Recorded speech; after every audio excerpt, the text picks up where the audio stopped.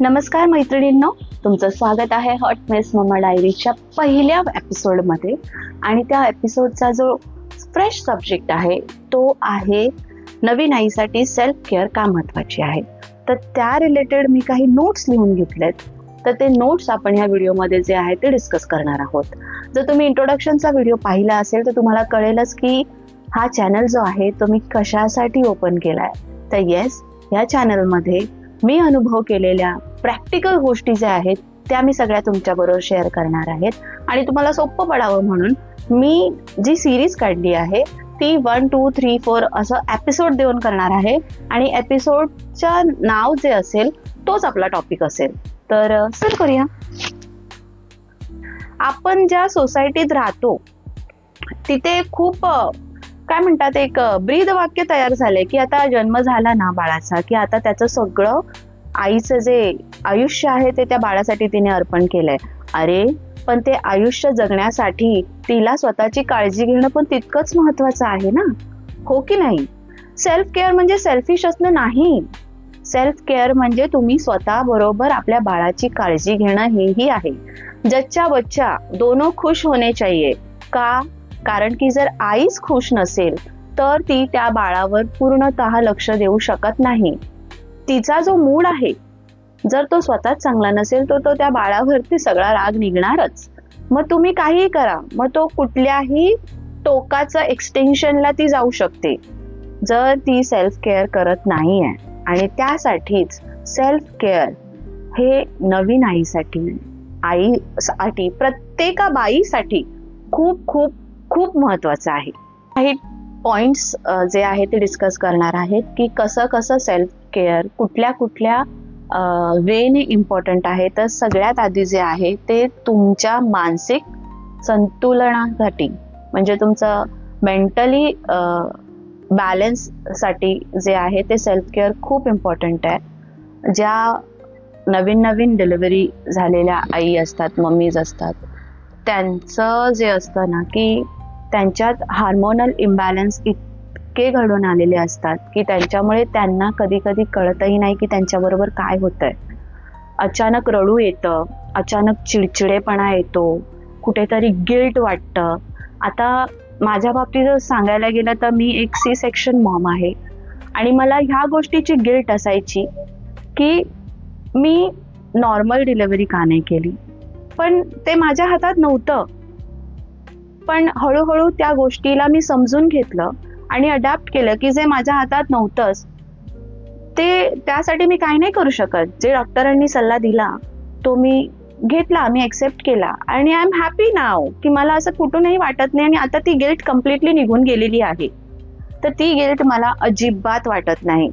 त्याच्यानंतर दुसरं असतं की स्वतःला अपुरं समजणं. आता हे त्यांच्या बाबतीत खूप होतं ज्या आई ज्या असतात ज्यांना मिल्क लवकर प्रोड्यूस होत नाही. तर तुम्ही स्वतःला अजिबात अपुरं समजून घेऊ नका. अरे तुम्ही त्या बेबीसाठी स्वतःचं शरीरातलं जेवढं होतं तेवढं सगळं त्या बाळाला दिलंय. एका मिल्कमुळे तुम्ही आई आहात किंवा चांगल्या आई आहात ह्याच्यावर नाही डिपेंड आहे की जर तुम्हाला मिल्क प्रोड्यूस नाही होते तर त्या शरीरात काहीतरी कुठेतरी कमी पडलं असेल म्हणून ते मिल्क नाही होते. पण आता आपल्याकडे भरपूर ऑप्शन्स आहेत. जर तुम्हाला असं वाटत असेल की तुमचंच बाळाला दूध पाजायचंच आहे तर ते तुम्ही पाजतायत, पण त्याच्याबरोबर खूप सारे फॉर्म्युलाज ऑप्शन्स अवेलेबल आहेत जे तुम्ही बाळाला देऊ शकता. तर तिथे कुठेतरी स्वतःला अपुरं अजिबात पडून देऊ नका. तुम्ही परिपूर्ण आहात. तुम्ही एका बाळाला जन्म दिला आहे. तुम्ही ऑलरेडी तुमच्या जन्माचं सार्थक केलेलं आहे. तर तुम्ही कुठेही अपूर्ण नाही आहात. तर ते जे गिल्ट आहे ते अपूर्ण असणं, बोलतो ना आपण की मी कुठेतरी काहीतरी चुकीचं केलंय, हे जे आहे ते तुम्ही प्लीज अजिबात तुमच्या डोक्यात आणून देऊ नका. ओके. त्याच्यानंतर कधी कधी काय होतं, जे मी आता आधी सांगितलं की चिडचिडेपणा होतो, अचानक रडू येतं, तर ते जे असतात ना ते बेबी ब्ल्यूज असतात.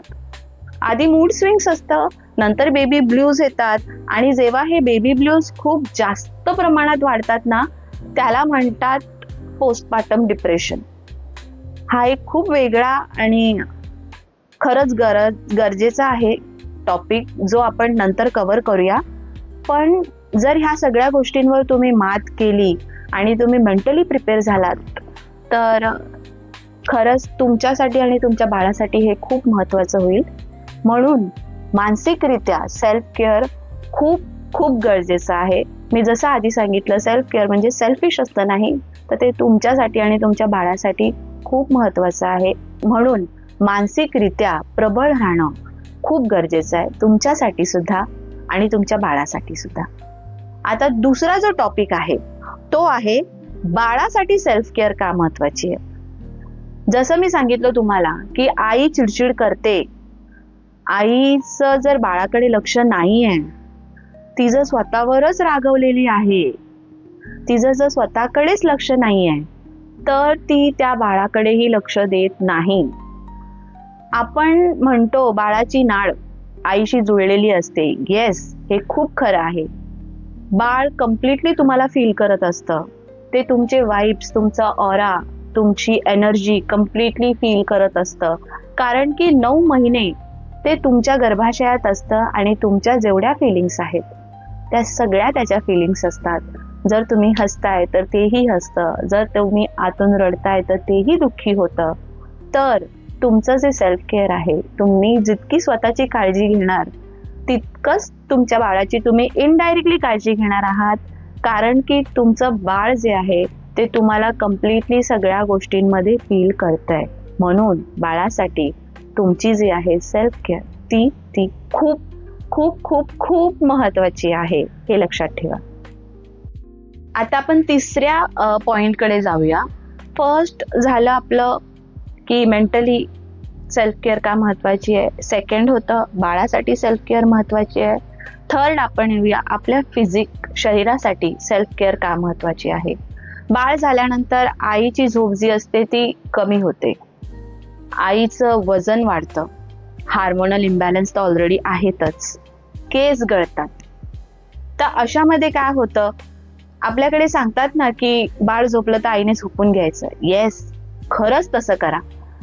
भले तुम्ही त्याच्यावर खूप जास्त वेळ झोपू नका, पण ते जेव्हा झोपलेलं असतं तेव्हा स्वतः पण आराम करून घ्या. थोडाफार का होईना स्वतःची कामं करून स्वतःचा आराम करून घ्या.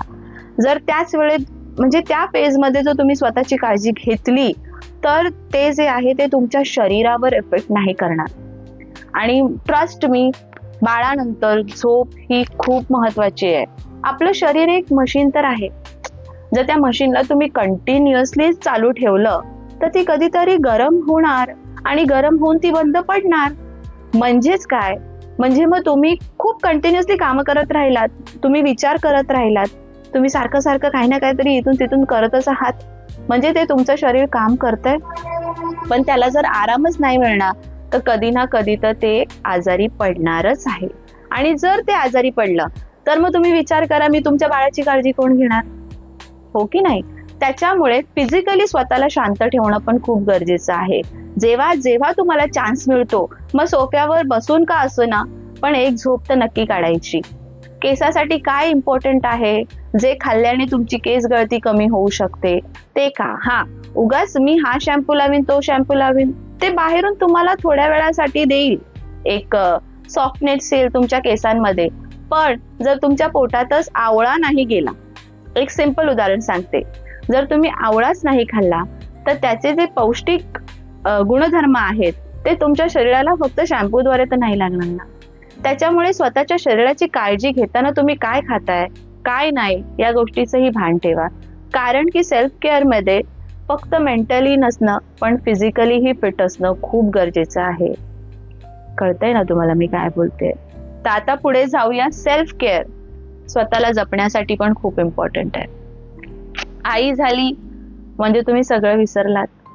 आई होण्यापूर्वी तुमची जी आयडेंटिटी होती तीही तुम्हाला जपणं गरजेचं आहे. तुमचे गोल्स, तुमची स्वप्न, तुम्ही काय करत होता, तुम्हाला काय आवडतं, हेही तुम्हाला करणं तितकंच गरजेचं आहे. मग ते सेल्फ केअर मध्ये नाही मोडत का? तर येस, ते पण सेल्फ केअर मध्येच मोडतं. सेल्फ केअर म्हणजे तुमच्या त्या ओळखीला जिवंत ठेवणं हे आहे. आता सेल्फ केअर मध्ये आपण डिस्कस करूया की प्रॅक्टिकल सजेशन्स काय आहेत. जे जे मी केलेत ते मी तुम्हाला सगळ्यांना सांगणार आहे की प्रॅक्टिकल सजेशन्स काय आहेत सेल्फ केअर साठी. सगळ्यात महत्वाचा, मी टाइम ठरवा.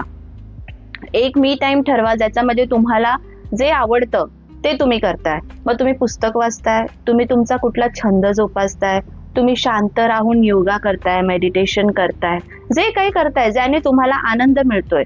असं नाही की ते 1-2 तास घालवायचे, 5 मिनिटं तर तुम्ही स्वतःला देऊ शकता, तर ते तुम्ही करा. एक मी टाइम ठरवा. त्याच्यानंतर पुरेशी झोप खूप इम्पॉर्टंट आहे. जसं मी आधी सांगितलं, पुरेशी झोप घ्या. बाळ झोपलं की थोड्या वेळासाठी का होईना खरंच झोपून जा. खरंच, कारण की एवढूशा झोपेमुळे सुद्धा आपण बोलतो ना, एक मी नॅप घेते ग, पण त्या नॅपमुळे तुमचं शरीर जे अतिशय थकलेलं असतं त्याला ऊर्जा रिजनरेट करायला खूप वेळ मिळतो आणि त्या एवढूशा वेळानंतर तुम्हाला ते शरीर पुढच्या 2 तास काम करण्याची एनर्जी देऊन जातं. तर येस, वेळ काढा, पुरेसा वेळ काढा आणि शक्यतो होईल तितकं झोपून घ्या. त्याच्यानंतर येऊया खाणं. तुमचं खानपान अगदी व्यवस्थित असणं गरजेचं खूप आहे. तोंडाला चव आली म्हणून काही खाऊन चालणार नाही, कारण की हा फेज असा आहे की जिथे तुम्हाला तुमच्या शरीराला पोषक असंच अन्न द्यायचं आहे. मग त्याच्यामध्ये प्रथिनं असो, प्रोटीन्स असो, ह्या सगळ्या गोष्टी खूप गरजेचं आहे. भरपूर पाणी पिया, भरपूर पाणी पिया, कारण की त्या शरीरात डिटॉक्सिकरण असणं हे खूप गरजेचं आहे.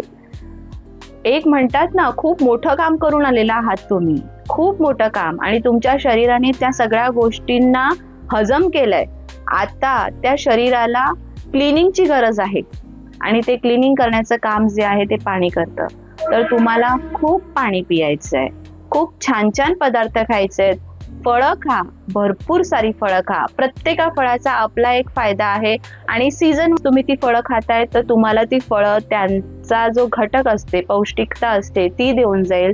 तर कम्प्लिटली सलाड जो आहे, फ्रूट सलाड, हा तुमच्या डाएटचा एक भाग, प्रायोरिटी भाग जर म्हणलात तरी चालेल, तो तुम्हाला ठेवायचाच आहे. आता जो आहे तो एक क्रुशियल पॉइंट आहे, तो म्हणजे मदत मागा. येस, मदत मागा. त्याच्यासाठी तुम्हाला कुठल्याही प्रकारची लाज वाटणं गरजेचं नाहीये. तुम्हाला मदत कुणाकडनं मागायची आहे? स्वतःच्या नवऱ्याकडून. येस, हक्काचा आपला जो नवरा आहे त्याच्याकडनं मदत मागायची आहे. तुम्हाला सासूकडून मदत मागायची आहे, आईकडून मदत मागायची आहे, बहिणींकडनं मदत मागायची आहे, बहीण नसेल तर मैत्रिणीकडनं मदत मागायची आहे, पण मदत मागायची आहे. मी सगळं काही करू शकते, तुम्ही नाही करू शकत. जे आहे ते तुमच्या तोंडावर स्पष्ट सांगते. मीही अनुभवलंय, मी नाही करू शकत होते बाबा. मी थकून जायची, मी एक्झॉस्ट व्हायची, माझ्याने नाही व्हायचं. मग त्यावेळेला काय, मी मागितली माझ्या आईची मदत, मी माझ्या सिस्टर इन लॉची मदत मागितली आहे, माझ्या वडिलांची मदत मागितली आहे, माझ्या नवऱ्याची मदत मागितली आहे. पण तुम्हाला मदत मागणं खूप गरजेचं आहे आणि मदत मागणं ही कमजोरी नाहीये. तर स्वतःला तिथे तुम्हाला वाटत असेल की मी कमी पडतेय, मला दुसऱ्यांची मदत घ्यावी लागते, काही फरक पडत नाही, तुम्हाला मदत घ्यावी लागणारच आहे. तर बेफिक्र होऊन मदत मागा. आता आपण येऊया तुमच्या फिलिंग्सवर. तुमच्या फिलिंग्स शेअर करा. कळतंय तुम्हाला, आतल्या आत घुटत नका राहू. तुम्हाला जे वाटतंय ते बोलून दाखवा. तुमची चिडचिड होत असेल, व्यक्त व्हा. तुम्हाला रडू येतंय, रडा, पण त्या फिलिंग्स ज्या आहेत त्या बाहेर काढा. कधी कधी काय होतं, आपण मनातल्या गोष्टी मनातच ठेवतो आणि त्या गोष्टींचं कधीतरी एकदा ज्वालामुखी होऊन सगळं बाहेर येतं आणि त्यातनं भरपूर काही विपरीत परिणामही घडू शकतात. जे मी तुम्हाला सांगितलं तो सेगमेंट आपण नक्की करूया, कारण की माझ्या बाबतीतही अशा गोष्टी झालेल्या आहेत. भावना दाबू नका, त्यांना व्यक्त करा. तुम्हाला खरंच खूप बरं वाटेल जेव्हा तुम्ही एखाद्याशी बोलाल. हा जर तुमचं नाही पटत आहे घरच्यांशी, त्या फेजमध्ये तुम्हाला नाही वाटत आहे त्यांच्याशी बोलणं, तर आपल्या मैत्रिणीला कॉल करा. कलिग्स ज्यांच्याबरोबर तुमचं पटतंय त्यांच्याशी बोला, पण व्यक्त व्हा. आता सगळ्यात महत्वाचं म्हणजे सोशल मीडिया जे आहे त्याच्याशी स्वतःला कंपेअर करू नका. की ही मम्मी झाल्यावर इतकी खुश आहे, ती किती छान दिसते, तिने तिचा फिगर इतका मेंटेन केलाय. नो, हे सगळं ह्या वेळेला विचार करणं गरजेचं नाही आहे. प्रत्येकाची बॉडी वेगळी आहे, प्रत्येकाची परिस्थिती वेगळी आहे, प्रत्येकाचे फायनान्शियल स्टेटस वेगळे आहे, प्रत्येकाची लाईफ वेगळी आहे. तर स्वतःला जे आहे ना ते त्यांच्याबरोबर कम्पेअर करू नका. तुम्ही तुमची लाईफ इंडिव्हिज्युअली हँडल करताय. तुम्ही कुणाचं तरी इन्स्पिरेशन घेऊ शकता, येस, पण स्वतःला त्याच्याबरोबर कम्पेअर करू नका. कारण की इंस्टाग्रामवर आणि फेसबुकवर दिसणारी परफेक्ट मॉम जी आहे ती तशीच असेल माहित नाही ना. पडदे के पीछे क्या चल रहा है वी डोंट नो, हो की नाही. तुम्ही वेगळे आहात, प्रत्येकाची जर्नी वेगळी आहे. तर प्लीज प्लीज प्लीज तुम्ही तुमच्या परिस्थितीनुसार सगळ्या गोष्टी करा. उगाच मला जगाला काय दाखवायचं हे इम्पॉर्टंट नाहीये. मला माझ्यासाठी काय इम्पॉर्टंट आहे, मला माझ्या बाळासाठी काय इम्पॉर्टंट आहे ते जास्त महत्वाचं आहे. आणखीन एक महत्वाची गोष्ट म्हणजे स्वतःबरोबर नेहमी चांगलं बोलायचं, स्वतःसाठी नेहमी चांगलं बोलायचं. आपण जे बोलतो, आपण बोलतो ना, आपल्या सराउंडिंग जे असतं ते फिरून फिरून आपल्याकडेच येतं. आपण ज्या वास्तूत राहतो ती वास्तू कधी कधी तथास्तू बोलते. तर जर आपण स्वतःबद्दल जर निगेटिव्ह बोलत राहिलो आणि कधी ती वास्तू तथास्तू बोलली, झालं ना, गेलं ना सगळं. मग काय उपयोग सगळं करून. म्हणून स्वतःबद्दल नेहमी पॉझिटिव्ह बोलायचं की मी एक बेस्ट मॉम आहे माझ्या मुलांसाठी. मी त्यांना कुठल्याही प्रकारे कमी पडत नाही. मी परफेक्ट आहे, संपला विषय. तुम्ही जेव्हा स्वतःबद्दल चांगलं बोलणार ना तेव्हा तुम्ही आपोआप सगळ्या गोष्टी चांगल्या करणार. कसं असतं ना, तुम्ही सुपरवुमन नाही आहात. तुम्ही एक सिंपल नारी आहात जी सगळं करते जे कोणी नाही करू शकत. तर स्वतःला इतकं पण म्हणतात ना चॅलेंज देऊ नका. हा, सिंपल गोष्टी करा, पण अशा प्रकारे करा की ज्या तुम्हाला मनापासून करायची इच्छा निर्माण होईल. आणि येस, सिंपल असं आहे की जर तुम्ही स्वतःच भरलेला नसाल तर तुम्ही स्वतःकडचं दुसऱ्याला देऊ शकत नाही. हाय, नेहमी लक्षात ठेवा, सेल्फ केअर ही लक्झरी नाही, तर ते खूप आवश्यक आहे तुमच्यासाठी आणि तुमच्या बेबीसाठी सुद्धा. जसं मी सांगितलं की रिकाम्या भांड्यातून पाणी देता येत नाही. जर तुम्ही स्वतः भरलेल्या असाल तरच तुम्ही ते इतरांना देऊ शकता. तर पुन्हा भेटूया एक नवीन टॉपिक घेऊन. जर तुम्हाला आजचा विषय आवडला असेल तर लाईक करा, शेअर करा आणि येस, हॉट मिस मम्मा डायरीजला सबस्क्राईब करायला विसरू नका. बाय.